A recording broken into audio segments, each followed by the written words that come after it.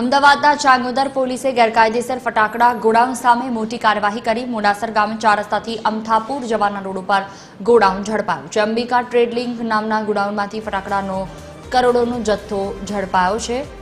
39.57 કરોડની કિંમતનો 65,954 કાર્ટન ફટાકડાનો જથ્થો જપ્ત કરવામાં આવ્યો। નિયમોના ભંગ કરવા બદલ પોલીસે ગુનો કર્યો છે દાખલ। ગોડાઉન મેનેજર કિશન પટેલ પરવાનો ધરાવનાર અમિત મોદીની ધરપકડ કરવામાં આવી।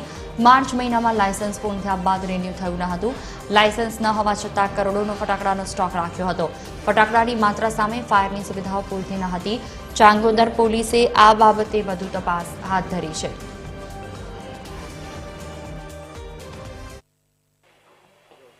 અમદાવાદના વસ્ત્રાલમાં ફટાકડા ફેક્ટરીમાં બ્લાસ્ટ બાદ શહેર અને જિલ્લામાં પોલીસ દ્વારા ચેકિંગ હાથ ધરવામાં આવ્યું। અમદાવાદના ચાંગોદર પોલીસની હદમાં આવતી એક જે ગોડાઉન છે કે જે ગોડાઉનમાં તપાસ કરવામાં આવતા નિયમોનું ભંગ જોવા મળ્યું અને ગોડાઉનને સીલ કરવામાં આવ્યું છે। અગત્યની બાબત છે કે અંબિકા ટ્રેડલિંક નામના આ ગોડાઉનમાં જે ફટાકડાનો જથ્થો હતો તેની કિંમત 39 કરોડ રૂપિયા થાય છે અને આસપાસમાં ફટાકડાનો મોટો સ્ટોક પણ અહીંયા જોવા મળ્યો। પોલીસે જ્યારે તપાસ કરી ત્યારે આ સમગ્ર મામલે જે પ્રકારે નિયમોનું ભંગ જોવા મળ્યું અને તેના કારણે આજે કાર્યવાહી કરવામાં આવી, ગુનો દાખલ કરવામાં આવ્યો અને 2 વ્યક્તિઓ જેમાં જે મુખ્ય લાયસન્સ ધરાવનાર વ્યક્તિ છે અને તેના સહિત 2 વ્યક્તિઓની ધરપકડ કરવામાં આવી।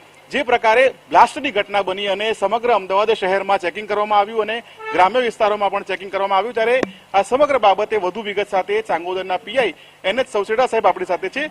સર, આ જગ્યા ઉપર ચેકિંગ કરવામાં આવ્યું, કઈ કઈ વસ્તુઓની બેદરકારી અને નિયમોનું ભંગ જોવા મળ્યું?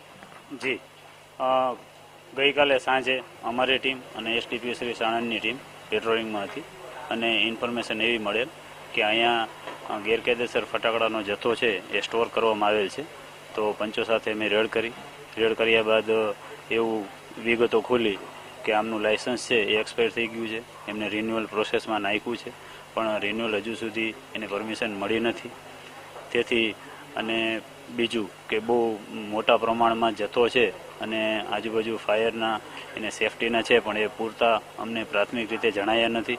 તેથી ભારતીય ન્યાય સંહિતા અને વિસ્ફોટક અધિનિયમ 1884 અંતર્ગત ગોડાઉન જે માલિક છે, જે પરવાનેદાર પણ છે જૂનો અને એનો સુપરવાઇઝર છે, એ બંને વિરુદ્ધ કાયદેસર કાર્યવાહી કરવામાં આવેલ છે અને 15 પ્રકારના ફટાકડા છે અને 39 કરોડનો આસપાસનો મુદ્દામાલ છે જે હાલ અમે રેવન્યુ ડિપાર્ટમેન્ટને ગઈકાલે પ્રોસેસ કરેલી એ અંતર્ગત એમણે આવી અને અત્યારે સીલની કાર્યવાહી એમને સીલ મારેલ છે ગોડાઉનને।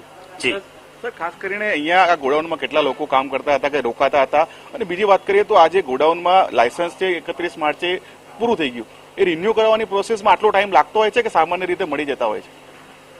ના, રિન્યુમાં તો એ હું ચોક્કસ ના કહી શકું કેમ કે મારો વિષય નથી એટલે, પરંતુ અહીંયા સતત કોઈ લોકો કામ નતા કરતા, જેમ જરૂર પડતી હતી। આ સ્ટોરેજ ગોડાઉન છે, આ મેન્યુફેક્ચરિંગ નથી એટલે સતત કોઈ માણસો રહેતા ન હતા પણ જ્યારે જરૂર પડે ડિલિવરી કરવાની ત્યારે માણસો આવતા હતા અને પછી જતા રહેતા। જી સાહેબ, આજે લાયસન્સ જેના નામે છે એ અમિત મોદી, એ કેટલા સમયથી આ ગોડાઉન ધરાવે છે અને ફટાકડા ક્યાંથી લાવે છે એ કોઈ ખબર પડી જ આપણને?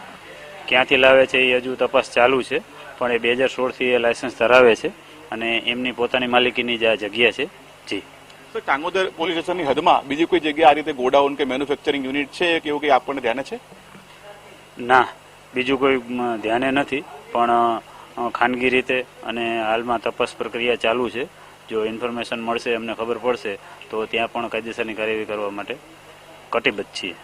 આભાર સર। તો જે પ્રકારે અધિકારીએ જણાવ્યું કે ચાંગોદર પોલીસની હદમાં આ જે ગોડાઉન આવેલું છે તેમાં જે નિયમોનું ભંગ હતો અને તેના બદલ પોલીસે કાર્યવાહી કરી છે અને હવે આગામી સમયમાં પણ જો કોઈ પણ ફટાકડાની ફેક્ટરી કે કારખાનું મળી આવશે કે એની માહિતી મળશે તો કડકમાં કડક કાર્યવાહી પોલીસ દ્વારા કરાશે। કેમેરા પર્સન ભાવિન વાઘેલા સાથે ભાવેશ રાજપૂત, TV13 અમદાવાદ।